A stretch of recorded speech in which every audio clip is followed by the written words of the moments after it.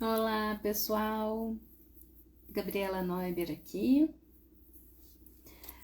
Eu acabei de participar de uma live como convidada pelo Dr. Francinaldo, que é neurologista.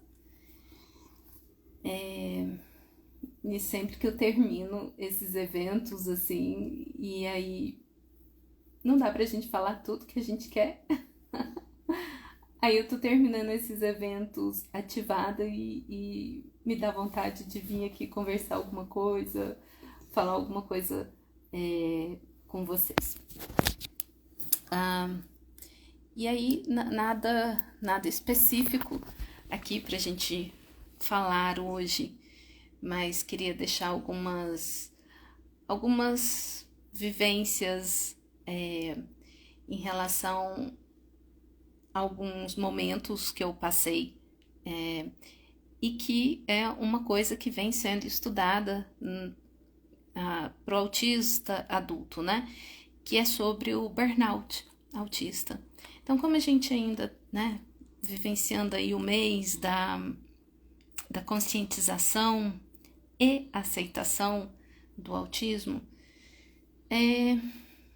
eu pensei que eu poderia trazer alguma contribuição dessa perspectiva da vivência autista e de pessoa que fala de um lugar de privilégio, que eu reconheço isso numa profundidade por ter acesso a conhecimento, informações, estudos acadêmicos, ter aprendido a leitura acadêmica e de ter acesso a tratamento, psicoterapia, medicamentoso.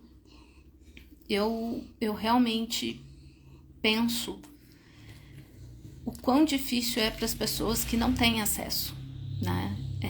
Então, eu venho passando por vários momentos de mudança, desde de que eu vim de Belém, desde a época que eu estava na Marinha, que eu estava pensando em pedir exoneração, e aí pedi exoneração, mas ainda não tinha pensado se ia embora ou não de Belém, aí resolvi ir embora de Belém. Mas aí resolvi ficar por Goiânia. Aí fiquei um tempo em Goiânia, a mudança, um processo difícil, tinha uma expectativa do que seria Goiânia. Chegou em Goiânia, não, nada assim, ó, na minha rigidez cognitiva, do que eu tinha mentalizado que seria. Goiânia não foi nada daquilo. E logo começou pandemia. Então, muita frustração, muito estresse em função da pandemia. E aí, o trabalho online, ele aumentou, né? E aí, acabei trabalhando muito mais do que eu dava conta, o que me gerou um adoecimento, um burnout, no momento em que o meu corpo estava fragilizado com uma anemia. Eu já falei outras vezes, né, que eu tenho uma anemia crônica, persistente, e de tempos em tempos ela dá as carinhas dela e o prejuízo é imenso, porque você não quer viver a vida, porque você não tem energia para viver a vida. Você até pensa que poderia ser legal fazer algumas coisas, mas você não tem energia para aquilo. Mas aí você tem que trabalhar. Então, aí o trabalho já não tendo condição física para trabalhar. Isso eu já trabalhando num ambiente totalmente adequado para mim, que desde a pandemia só atendo 100% online, não voltei para atendimento presencial. Então, já estava saindo disso, aí processo de separação, aí decido vir para Uberlândia. Cheguei em Uberlândia, assim, arrastando, né? Só a capa só o pó da gaita. Eu não sei exatamente o significado disso, mas eu sei que é Nesse momento que se usa essa expressão, só o pó da gaita. Ficou só, tipo, só a capa do Batman, né? O Batman sumiu, não existe, é só a capa. E aí chego em Uberlândia num quadro já depressivo, que foi proveniente de um estresse crônico, que virou um quadro de burnout, e que daquele burnout virou uma depressão. Venho para minha cidade. Chego aqui num estado de vulnerabilidade emocional, social, cognitiva, tendo o suporte da minha família, mas eles não compreendendo como eu estava, a que nível do meu funcionamento eu estava. O quanto eu estava sensível, vulnerável e necessitando de um suporte que eu nunca deixei eles perceberem que eu precisava daquele nível de suporte. Então foi muito sofrido, e foi sofrido para eles, e teve uma hora que, né, vamos abrir o jogo aqui, ó, não tô dando conta, tô fazendo tratamento para depressão, não tenho vontade de levantar da cama, o mínimo que eu dou conta de atender, e assim foi. Mas as coisas foram se organizando, eu comecei a procurar a minha casa, achei a casa que eu queria, e quando consegui a minha casa, veio um compromisso, que aí começa a rigidez cognitiva do autista. Coisas que me pressionam a algo, ou que são coisas que, a partir do momento que eu comprei a minha casa, que foi como é que fala? Em financiamento, aquilo se tornou uma obrigação.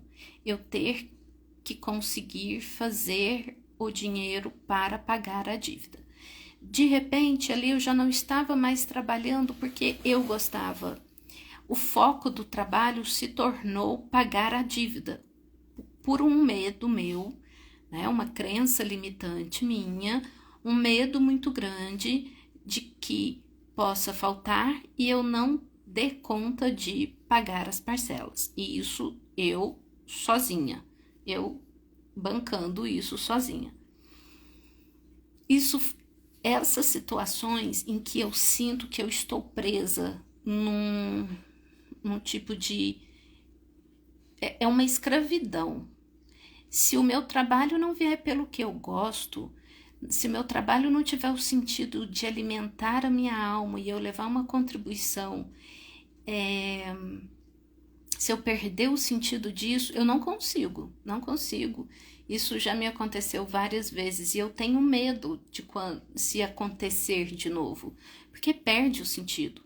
E aí, de repente, eu tenho que trabalhar para pagar conta, porque eu trabalho, porque é algo que me alimenta, que me traz muita satisfação, e em consequência disso, eu tenho as minhas coisas, eu adquiro as minhas coisas, mas era o momento, eu precisava ter o meu espaço, era aqui, resolvi que era em Uberlândia que eu ia ficar, não queria mais ficar na casa dos meus pais, minha casa. Fui procurar, ok, agora tem essa dívida.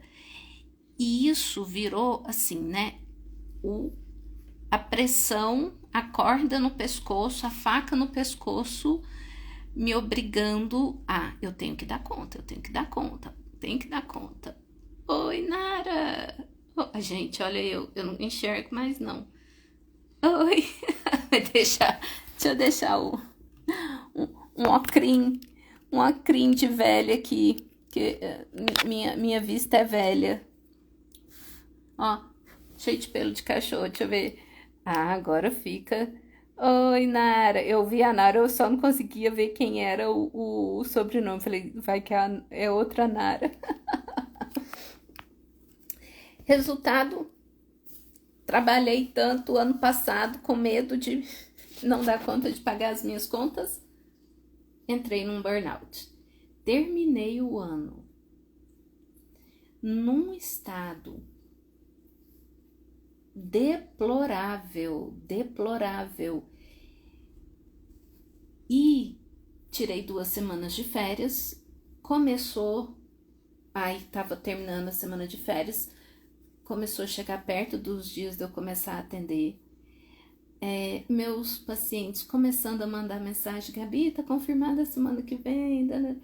A hora que eu vi essas mensagens, por todo o carinho que eu tenho pelos meus pacientes, a hora que eu vi uma mensagem, eu começava a ter uma crise de ansiedade, aquele sufocamento e uma rigidez, uma dureza no meu corpo. Eu não vou conseguir, eu preciso de mais tempo.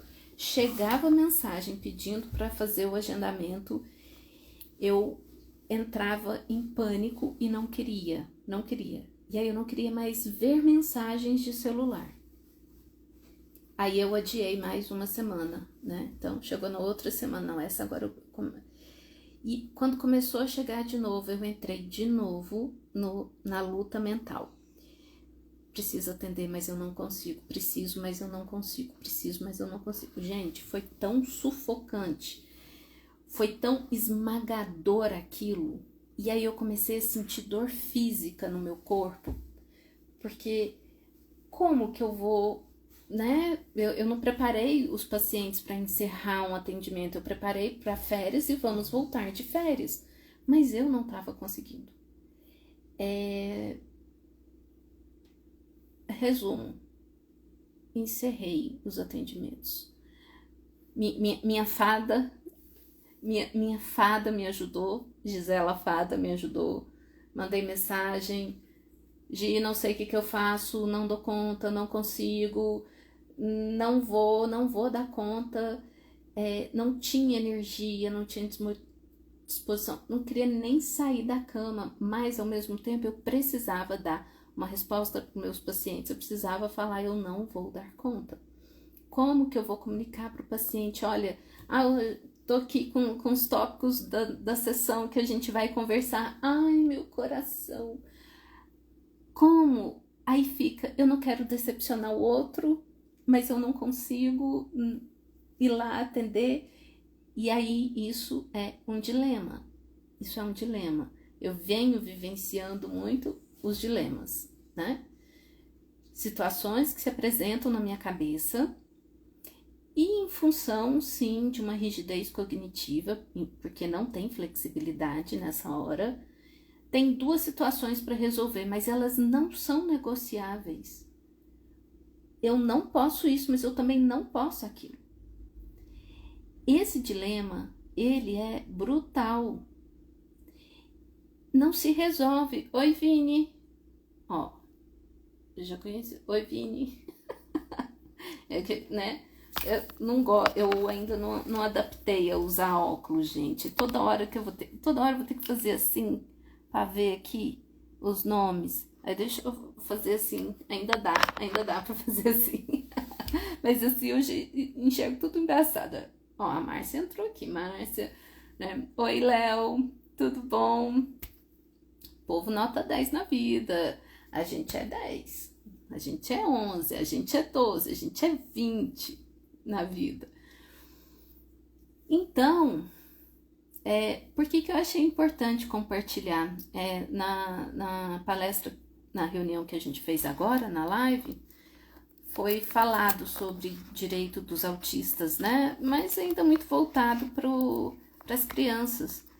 E a gente escuta pouco, a gente conversa e debate pouco sobre o direito das pessoas autistas adultas. E aí eu fiquei pensando na situação que eu me encontrei. Eu tinha uma reserva financeira e essa reserva financeira me possibilitou vivenciar esses meses sem trabalhar. Semana passada eu comecei, semana retrasada, quer dizer, eu comecei a fazer o grupo. Eu encaminhei todos os meus pacientes, eu encaminhei. Foi muito difícil porque era para cada um que eu estava encerrando ali, é um término de uma relação. A gente pode estar junto em outro momento, mas não é mais aquela relação, aquele momento terapêutico. E sentir o luto do outro, sentir o meu luto e querer ao mesmo tempo acolher o luto do outro. Então, achar o terapeuta mais apropriado para que eu encaminhe o paciente, quem queria ficar em grupo, quem queria continuar sozinho, no individual. E aí, acho que no mês passado, né, agora já fez um mês, na verdade, eu comecei o grupo de desenvolvimento pessoal de habilidades sociais autistas. Esse eu comecei com pacientes, né? Os pacientes que eu encaminhei, alguns já estavam em condições de seguir sozinho, ou a gente já fazia quinzenal, fazer mensal, tal. E o grupo era interessante para que mais pessoas, para que as pessoas autistas conhecessem mais pessoas autistas, né? A ideia do grupo era criar essa vivência de mediação. O funcionamento do grupo não é terapêutica, não é um grupo de terapia, é um grupo de desenvolvimento. Desenvolvimento de desenvolvimento de habilidades sociais autistas e não neurotípicas. E lá eu não estou como terapeuta, eu estou como mediadora e participante para trocas e tal. Então a gente já teve dois encontros. Um, a gente falou muito sobre estilo de comunicação e ali mesmo nos comunicando, já percebendo as atrapalharias. Um fala, o tempo do outro responder, enfim. E é muito legal ver essa vivência, é um laboratório fantástico. Eu queria que mais pessoas vissem isso. E o da semana passada a gente falou sobre funções executivas, né? Mas esse era para pacientes. Eu montei um grupo, porque assim, eu tô voltando devagarzinho, né, na minha recuperação desse último burnout. Ele foi bem intenso, foi muito intenso. Eu não consegui fazer coisas simples da vida mesmo, né? Na verdade, nem querer levantar da cama. Enfim, aí começa a ficar prejudicada, autocuidado, higiene pessoal, coisas que nunca fica sem, são os cachorros, né? Porque pelos cachorros a gente morre por eles. Para mim, eu posso não conseguir arrumar comida, mas a deles eu dou um jeito e vai. Oi, Aline!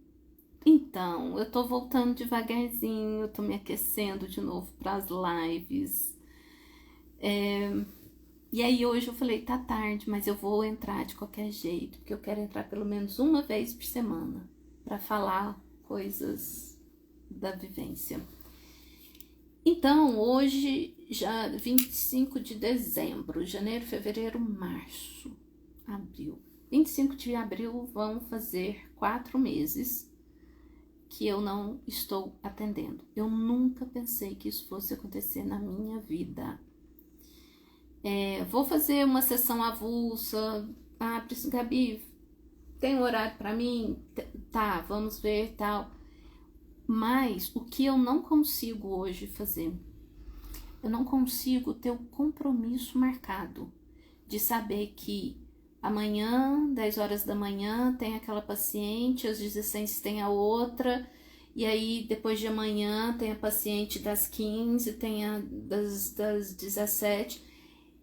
Essa repetição que eu vivenciei ela imensamente o ano passado, virou na minha mente uma espécie de um looping. É como se a vida tivesse entrado no looping e não mudava. E aquilo não dá, ainda não está bem definido na minha cabeça, ainda não consigo falar de uma forma mais estruturada sobre isso. E eu sempre falo para vocês, quando a gente entra num quadro de burnout, a gente não se recupera em menos de 6 meses. A gente não se recupera em menos de 6 meses. E aí foi interessante, passou o primeiro mês, eu ainda assim com muito lentificado, outra anemia, uma anemia importantíssima. Vou parar no hospital, não conseguia limpar minha casa, a roupa se punha se tivesse ânimo de pôr a roupa na máquina para lavar, já era um evento. A máquina bateu a roupa, tirar a máquina da roupa era um evento assim, era o evento mor, porque aquela roupa ela poderia ficar ali por meses. Eu cheguei a bater a mesma leva de roupa 7 vezes. E isso porque a roupa estava lá dentro da máquina, já lavada. Vou tirar, não dou conta, não dá, não tem energia, não tem iniciativa, não tem. Eu sei que eu tenho o que, mas não dá para fazer. E aí, as roupas, essa que ficou nessa 7 vezes aí, mancharam com mancha de mofo, porque tem que bater de novo. Aí bateu de novo. Não, mas amanhã eu tiro, não consigo tirar. Daqui uma semana já tem mofo de novo. Bora bater de novo. 7 vezes a mesma leva de roupa batendo dentro da máquina. A alimentação, ela não piorou porque eu consegui construir uma estratégia importante, que foi achar um pessoal daqui perto de casa que entrega marmita. Então, se eu tivesse que sair para almoçar, porque fazer comida eu não faço, isso é a minha disfunção executiva não me permite isso. No máximo eu faço uma tapioca, mas tinha dia que eu não queria nem a tapioca. Então a comida é assim, ó, eles vêm e entregam a marmita aqui na porta da minha casa, não tem como eu não comer, eu como. Às vezes eu tava tão em desânimo, assim, que eu pegava a marmita, vinha pra minha cama e comia de marmita aqui mesmo, não punha no prato nem nada. Então você vai vendo aquilo, você fala, gente, que é isso? E aí o tempo foi passando, aí um dia, né, um mês depois, eu me percebi conseguindo fazer algumas coisas da casa, coisas pequenas, mas organizada, a casa estava organizada. Limpa é outra história, né? Tá, porque aí teve esse mês agora, eu consegui lavar a casa. E eu não fiz força para isso. Não sofri força, não fiz força para isso. E aí eu falei, olha, que interessante, eu fiz. Aí, outro dia, pus a roupa na máquina para lavar. Terminou, simplesmente abri lá o estendedor de roupa, pendurador de roupa, esqueci o nome daquele negócio, e coloquei as roupas lá e elas secaram e eu guardei num contínuo de ação fluido, sem que a minha mente precisasse calcular para fazer. E quando eu terminei, eu pensei, caramba, eu tô voltando. Eu não estou fazendo força para fazer essas coisas. Eu não estou sofrendo para fazer essas coisas. Eu estou fazendo. Eu não estou pensando para, eu estou fazendo. Então é muito interessante ter essa vivência. Eu queria compartilhar. Porque às vezes a pessoa não vai... Às vezes está fazendo acompanhamento com um profissional, mas o profissional ainda não chegou nessa parte do burnout autista. E não é uma depressão. Não é uma depressão. A diferença no burnout em relação à depressão é que você quer fazer as coisas. Você tem projetos, você tem motivação, você tem expectativas, você tem satisfação. Só que o seu corpo não vai. O seu corpo não consegue. É uma coisa de falta energética. As suas mitocôndrias, que são os seus geradores de energia, não estão funcionando. E é tão profunda essa exaustão, e as pessoas não entendem, que é preciso que a pessoa veja, é preciso que te vejam no dia a dia para saber como você acorda, como você acorda lentificada, você acordou e a alma não fez download ainda.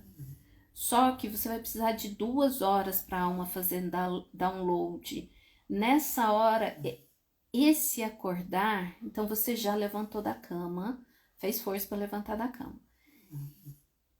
Aí você já levantou da cama, tomou o seu café e agora você tá no limbo. Você não sabe por onde começa a coisa. Você não sabe por onde começa. Aí, lá para as 3 horas, deu uma animada, uma disposição.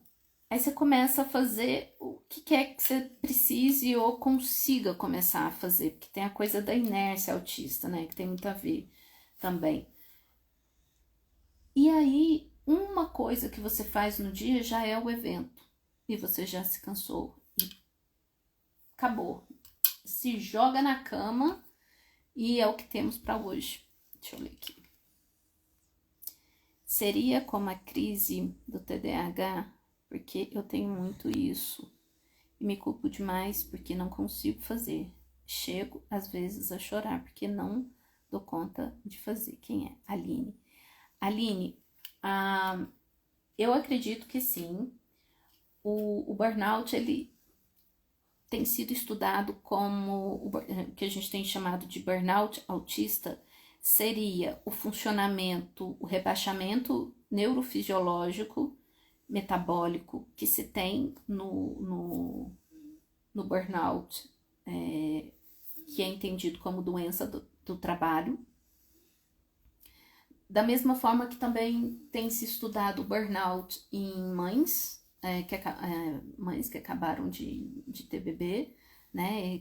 Aqueles meses, a exaustão profunda. O burnout é o seu corpo, ele chegou no limite do limite da exaustão, tá? Burnout é o seu cérebro queimou, ele não funciona mais. Ainda não é uma depressão, mas facinho ele vai virar uma depressão. O cérebro está exausto, seu metabolismo não está funcionando direito, o seu organismo não está funcionando direito, suas mitocôndrias não estão gerando energia. Você não está dormindo bem, então tem todo um componente. E aí, como que a gente classifica, né, no autismo, pensando nos estudos sobre burnout autista, como a gente poderia pensar isso para o TDAH? 3 meses você apresentando crise de exaustão, que a gente tende a chamar no inglês como shutdown. E o shutdown pode ser desde o desligamento, apagou do nada, ou uma lentificação cognitiva, inclusive, lentificação na fala.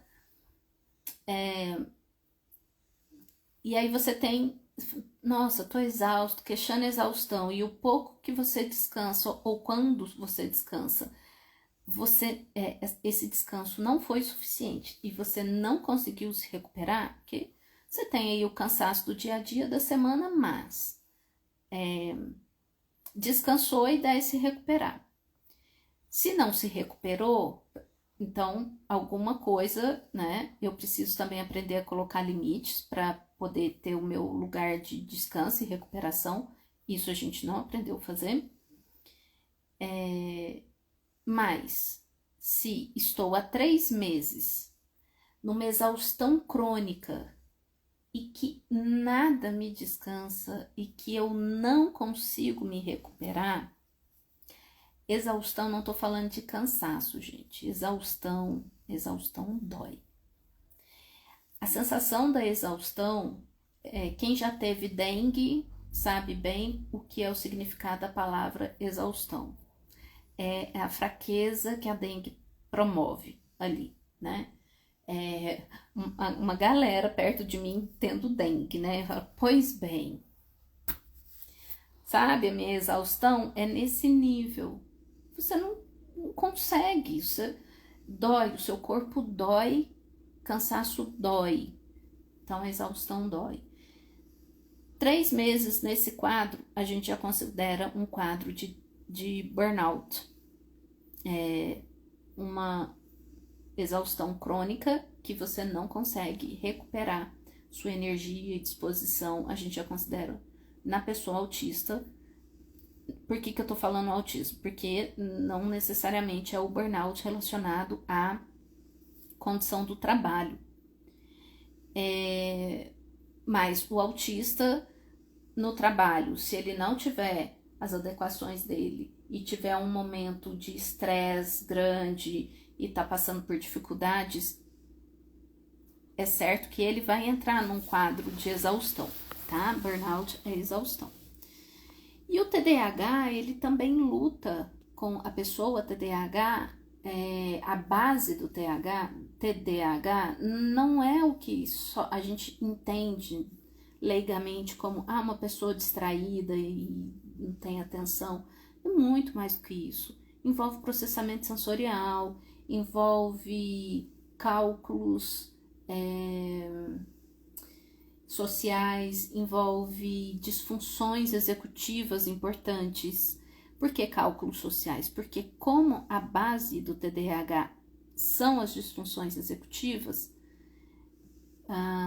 nas suas diversas configurações e combinações, isso gera estresse. Situações simples podem gerar estresse agudos, que não geraria para pessoas típicas. E esse estresse vai gerar dificuldade de relacionamento, porque as pessoas vão te cobrar, né? Mas como é que você não deu conta de fazer isso daqui? Então, e aí as pessoas com TDAH, elas também têm um cálculo social, um cálculo mental absurdo para não deixar errar, até pelo estigma que cresceu a vida inteira sendo a pessoa errada ou desatenta, e ela não quer ouvir essas coisas, então ela não quer errar, ela vai ter um retrabalho, vai fazer o mesmo trabalho umas 3 vezes para não deixar passar nada. É exaustivo. E aí é lidar com sobrecarga emocional, da ansiedade, será que eu deixei passar, será que eu não deixei? Nossa, cara, ontem eu tive um susto, porque eu tinha essa live de hoje para fazer às 20. Eu não tô em bons dias, e aí eu tô muito, muito off, e aí de repente eu olhei no relógio 8h30, aí me deu um frio, falei, na barriga, eu falei, gente, que dia é hoje? Hoje era o dia da live, hoje é dia 9. E como às vezes eu não mudo o meu calendário, que é de mudar o dia lá, eu que tenho que mudar o dia. E às vezes fica lá dia 9, uma semana sendo dia 9 no meu calendário. Eu olho, não, mas 9 foi ontem, porque eu sei, meu cérebro já tá tão acostumado a ver 9 várias vezes. Aí eu falei, meu Deus, eu perdi a live, gente, eu sofri. Aí, até que eu entro na agenda e vejo, não, hoje é 9, não foi ontem, então a live é amanhã. Hoje eu passei o dia em função da live, que seria às 20 horas, com medo de perder a live. Então, TDAH também pode ter esse quadro de exaustão, sim, tá? Também tem mais 2 filhos, inclusive um com TEA. Mesmo um autista que faça academia, acontece ter essa exaustão também. Acontece. Porque ele pode gostar de academia, e a academia pode ser um lugar, inclusive, de autorregulação. Alguns autistas, que eu acho um fenômeno muito curioso, porque não é o meu, invejo autistas que se regulam na academia. A tia não consegue ir pra academia. Eu tenho sobrecarga em academia. Mas isso é para se pensar, né? Por que a própria academia talvez seria um lugar de sobrecarga para essa pessoa? Então vai depender muito do perfil sensorial. Às vezes a pessoa está tão focada na meta ou no que ela precisa fazer, mas ela não percebe que o ambiente, a condição sensorial, o ambiente sensorial, social e tudo mais, gera nela uma tensão, uma apreensão de que todos os dias, será que alguém vai vir pedir para compartilhar o aparelho comigo? Alguém vai chegar e vai falar, você já está terminando? Ou alguém vai chegar para puxar papo, enfim, né? E a gente nos cálculos lá, se alguém me cumprimentar, o que eu falo? E se quiser vir falar comigo, como é que eu vou sair da conversa? Então, muitos autistas já desenvolveram estratégias nas academias, mas muitos não. Eu já passei da idade do interesse em desenvolver estratégias de academia, porque quando eu vou para uma academia, a minha tensão é tanta, porque vai acontecer os barulhos, aqueles pezinhos vão cair, metal vai bater com metal, pessoas conversando, música alta, gente da faxina, e o pavor pior, que é você terminando um exercício ou começando e alguém pode compartilhar? Não, mas não quero compartilhar. Outro dilema. Eu não quero compartilhar. Não queria nem que tivesse chegado até mim. Mas, ao mesmo tempo, eu sei que isso, né, não pega bem. Não é que eu não quero ser desagradável com a pessoa. Pode fazer uma gentileza, né? Vai ficar aqui 10 segundos, sei lá quanto tempo, do equipamento sem utilizar. Não custa nada. Custa. E se essa pessoa quiser interagir? Não. E outra, alguém observando eu fazendo alguma coisa. Eu não quero. Aí tem essa decisão que eu preciso tomar naquele segundo.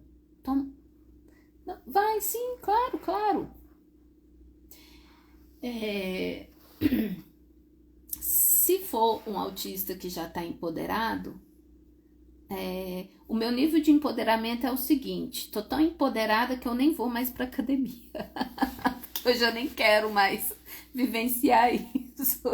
Porque isso vai acontecer. Enfim, mas o fato da pessoa ter uma atividade física, eu acho que isso é o mais importante nessa pergunta aqui. A pessoa que faz atividade física, ela certamente tem uma saúde melhor, tem um sono melhor, tem um metabolismo melhor, mas ela precisa... Só que se ela está nessa exaustão crônica, e o que a pessoa autista, a pessoa com TDAH, a pessoa com uma neurodivergência aprendeu? A gente aprendeu que a gente quer errado, né? A gente aprendeu que a gente que não esforça o suficiente. Então, o que, que a gente faz? A gente se esforça um pouquinho mais. E aprende a ignorar o sinal do nosso corpo. Eu cheguei no final do ano, eu coloquei tudo na conta da anemia. Mas quando eu voltei das férias, que eu precisava começar a atender e não conseguia, eu comecei a rever o que eu tinha passado e o quanto eu me coloquei, eu preciso me esforçar, que eu não vi o quanto eu tinha adoecido, né? Eu acho que isso é um principal ponto que eu queria trazer aqui. A gente tá sempre nessa de, se eu me esforçar mais um pouquinho, cara, já deu. Não é? A minha mãe, eu venho de uma família, e a minha mãe é aquela pessoa que tá sempre, não, mas vamos ver o lado bom do dia, vamos reagir e tal. Eu tentei reagir, mas o máximo que eu consegui foi lavar a louça. E agora eu estou exausta e frustrada, porque eu não consegui fazer mais nada. Então, e aí, como é que lida com isso? Então, como eu falo de um lugar de privilégio, eu tinha uma reserva financeira que me possibilitou, que tem me possibilitado, me dar esse tempo para minha recuperação. E isso porque eu sou uma pessoa que trabalha o meu ambiente 100% protegido sensorialmente, do meu jeito. Sou uma pessoa que tem agência da minha agenda, tem autonomia dos meus compromissos. E eu não soube prevenir isso. E agora eu tô me recuperando, cada dia me recuperando mais, conseguindo fazer mais as coisas. A semana de celebração da neurodiversidade foi algo que me trouxe realizar, foi uma coisa que me trouxe um aquecimento, uma motivação para retomar projetos. Mas eu tô com medo. Porque eu tenho a sensação de qualquer esforço a mais que eu faça, de eu voltar ao que eu estava antes. Então eu tenho medo neste momento da minha vida. Eu tenho medo de fazer ter compromissos fechados. Assim, a live de hoje, beleza, mas amanhã eu sei que amanhã eu não tenho compromisso. Amanhã o meu dia, ele é uma incógnita.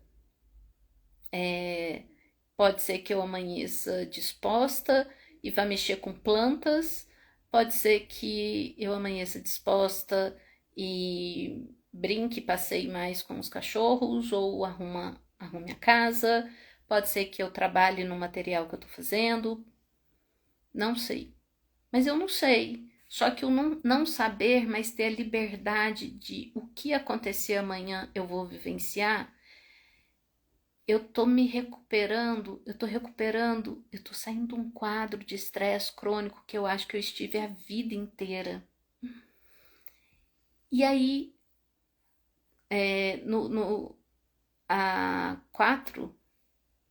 há um mês atrás, quando foi começar o grupo de desenvolvimento, o grupo chama Entre Nós.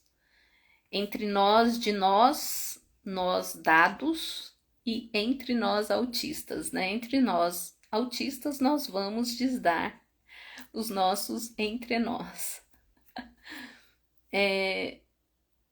Eu no dia que foi ter a primeira reunião, eu tava super ansiosa, super insegura, porque eu tinha a sensação que eu não ia conseguir fazer. Então parecia que era a primeira vez que eu ia fazer grupo ou coisa assim. E eram pessoas que eu já conhecia.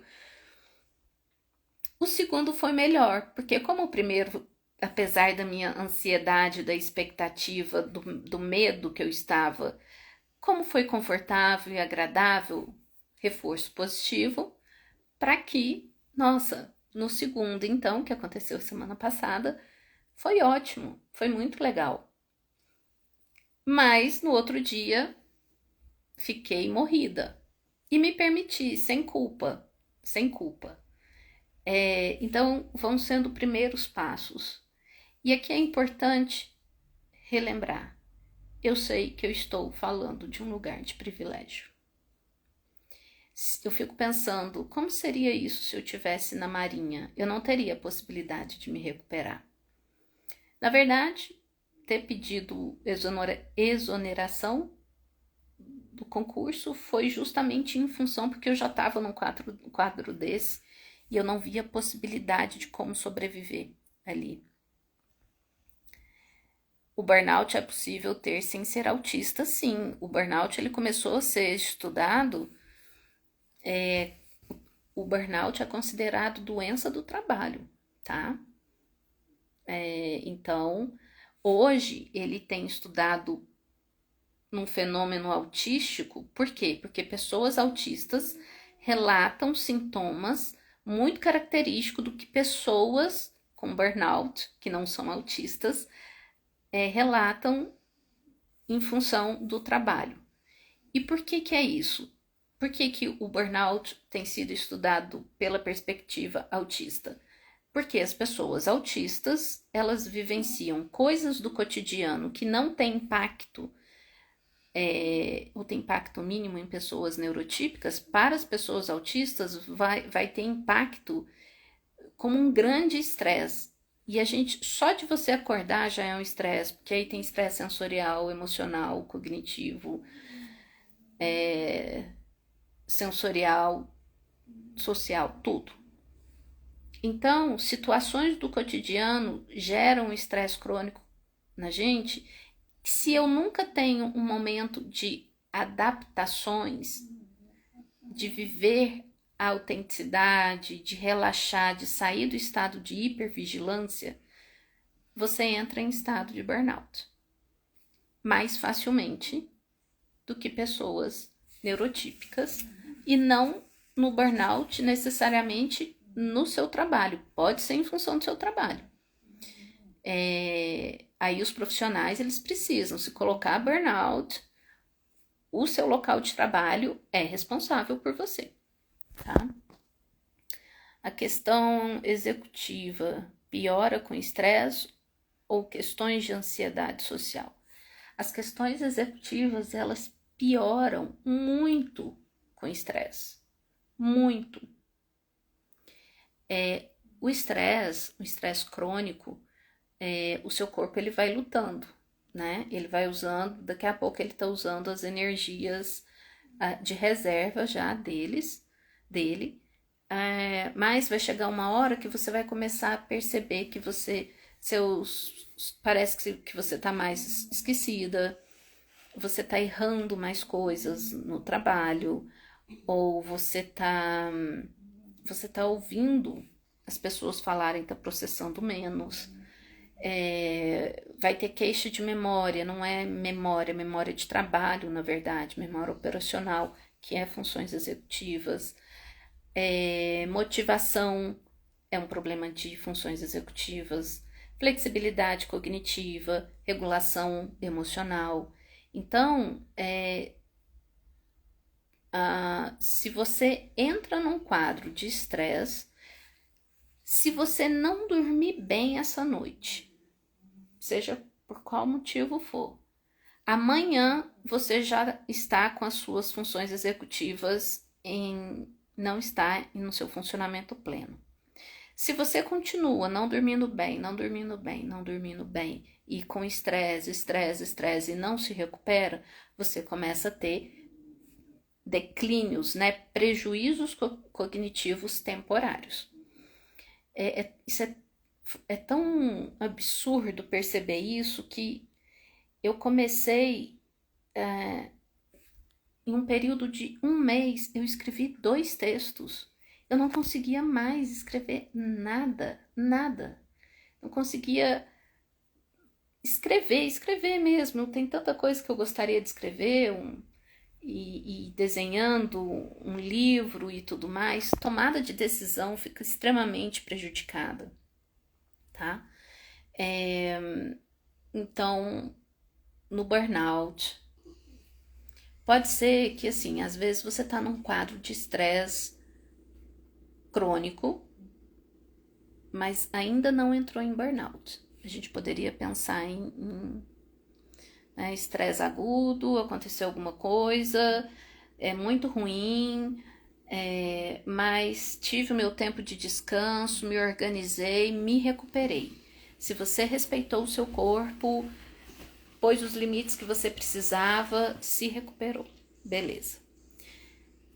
Aí, vários estresses, várias cargas, né? Principalmente mulher que é mãe, tem que cuidar de si, mulher autista que é mãe, não precisa nem ter filho autista, mas e se for autista? É tanta sobrecarga, a sobrecarga cognitiva da mulher, da mãe, na nossa sociedade é muito superior. E aí tem que trabalhar, tem que cuidar de si mesmo. Então, assim, um estresse crônico, uma hora, essa mulher, ela vai entrar num quadro de exaustão, que exaustão dói. Qual é a sensação da exaustão no meu corpo? Eu digo que é a sensação de que é como se eu estivesse adoecendo, que você fala, nossa, parece que eu tô querendo gripar, corpo meio doendo, corpo querendo cama, é mais ou menos isso, sensação de febre, sabe o mal-estar da febre? A exaustão é aquele mal-estar, você não tem febre, você não tá com a garganta inflamada, você não tá com gripe, não tá com nada a não ser o seu corpo sem energia para você fazer as suas coisas, viver. E isso vai te gerar ansiedade, porque você tem que fazer as coisas, mas você não consegue ter energia para, você vai perder compromissos, ou se tiver que fazer, vai fazer usando muito esforço cognitivo e vai ser muito sofrido. E aí depois você acha que foi péssimo, até porque você não estava nas suas funções cognitivas plenas, né? Então é isso, gente. Quis vir compartilhar aqui sobre burnout autista, que muitas vezes pode estar sendo tratado como uma depressão, mas não é uma depressão. E é importante e tem estudos, tem artigos, se você procurar no YouTube, tem palestras das próprias pesquisadoras, se você colocar em inglês, autistic burnout, né? Muitos... Ai, calma aí que eu tenho que pôr os olhos. Minhas lentes aqui. Muitos aprendizados. Que bom. É muito bom poder trocar informação e poder pessoas... eu gostaria que tivessem aqui profissionais que atendam adultos, jovens, professores acadêmicos, né? Enfim, porque se a gente não olhar para o burnout e trabalhar prevenção, a gente vai chegar num quadro depressivo, a gente vai chegar num quadro de adoecimento autoimune. A pessoa pode não desenvolver um quadro depressivo, mas pode ir para uma fibromialgia, pode ir para alguma questão autoimune das articulações, a própria diabetes. Tem tanta coisa hoje sendo mostrada da influência do autismo para o adoecimento autoimune. Já tive burnout, é horrível. Pior que não acreditam na gente, nem profissionais.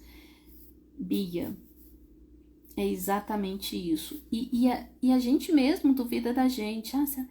Eu me vi nesse quadro ano passado. preciso me esforçar mais um pouquinho. Eu fiz várias mudanças, mas eu levantava, comia, atendia e dormia de novo.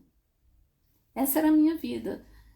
Eu estava vivendo para atender, mas na hora de atender, a hora de levantar para atender era um sofrimento. Você vai lá, né? Passa um batom, arruma o cabelo, começa o atendimento, você se anima, termina o atendimento, sua bateria tá zero, tá 1%, e aí você ainda tem mais atendimentos. E aí o Weber, alguns dias que ele veio aqui para casa, ele me viu fazendo o atendimento, e os atendimentos são intensos, são complexos.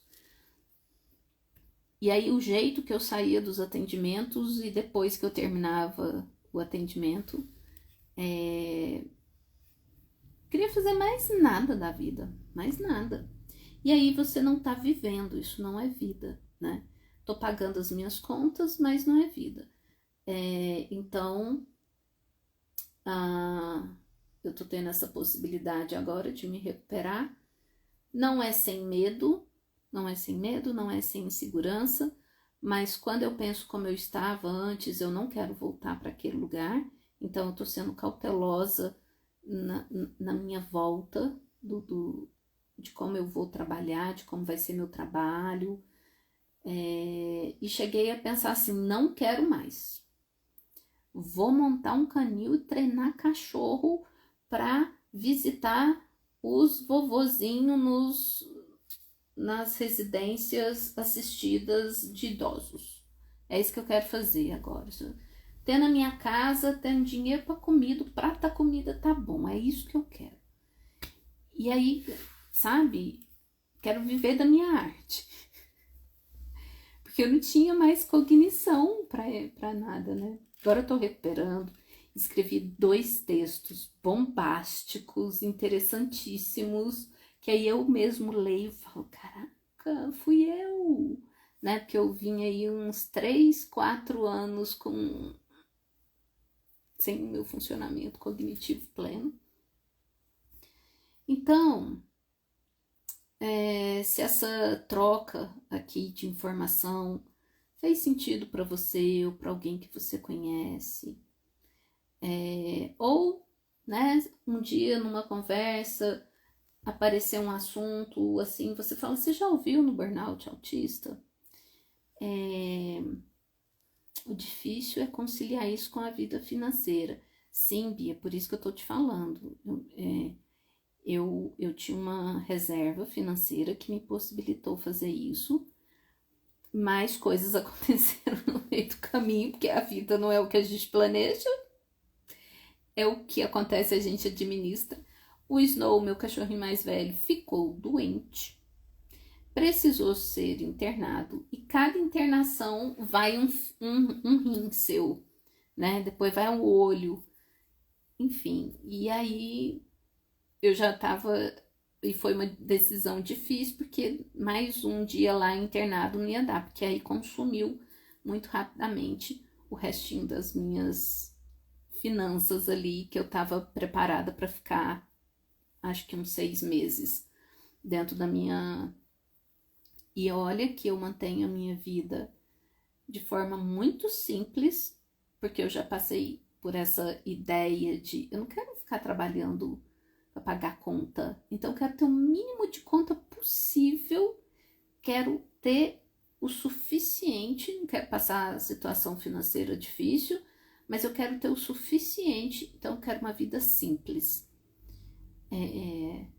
E aí isso aconteceu em Belém, eu reduzi completamente meu estilo de vida, mudei completamente meu estilo de vida para não cair nessas armadilhas do que eu tenho que ter, porque aí você fica escravo de dívidas, né? Mas o trabalho, ele é o que dá sentido para minha vida. E aí me vejo hoje num momento meio perdida, experimentando coisas. Então, vai ter o grupo, vou montar o grupo para os iniciantes. Tem o grupo Entre Nós, que é o grupo dos meus pacientes autistas, né? Que eu falo que já estão alfabetizados na linguagem da neurodiversidade. E vou montar o grupo dos iniciantes, que são aqueles que receberam diagnóstico tardio, e que ficaram soltos aí no pós-diagnóstico ou não tiveram acesso a acompanhamentos necessários, né? Então aí vou montar, né? Acho que vai ser uma versão reduzida do programa Espectrando Consciente, né? E o principal do grupo Entre Nós é justamente para criar o senso de pertencimento. Não é um grupo de terapia, é um grupo de troca mesmo, mas troca mediada, para não ser um grupo sem mediação, como muitas pessoas já participam em WhatsApp, em Telegram e tudo mais. Tem uma condução ali do tema e como é isso para você, que estratégias você utilizou. Por exemplo, a gente já falou de comunicação, estilo de comunicação autista, habilidade social e funções executivas, né? Aí no próximo encontro é quinzenal, então acho que está sendo uma estrutura interessante de trabalhar e é confortável estar ali na responsabilidade de mediar, porque eu sei que eu tenho um conhecimento que possa auxiliar na mediação, mas eu não estou na responsabilidade do cuidar, porque em função do estado em que eu ainda estou me recuperando, eu não me sinto em condições de ser suporte e cuidado para alguém, né? E eu acho que as pessoas precisam começar, isso vem do autoconhecimento, de você perceber, porque se eu não parasse, eu ia adoecer, eu já estava começando com adoecer, que eu falo, já estava, né, a anemia já estava bem importante, você muda todo o metabolismo, mas eu estava começando com uma inflamação no quadril, e eu tenho, já tive, com 26 anos eu tive uma crise reumática, e que eu sei que ela pode voltar e eu desenvolver um reumatismo, é a minha possibilidade autoimune vai ser nas articulações, é a tendência do meu corpo. Então, o adulto autista, hoje fizeram essa pergunta na live que eu participei. Quais são as terapias indicadas para pessoas adultas autistas? E hoje eu falo prevenção de estresse, porque no estresse crônico que a gente vivencia, só por estar vivo e ter todas as questões autísticas, sobrecargas diversas, você já está no quadro de estresse que os neurotípicos não estão. E aí, quando você vai viver situações cotidianas que os neurotípicos não vivenciam como estressantes, o autista vive.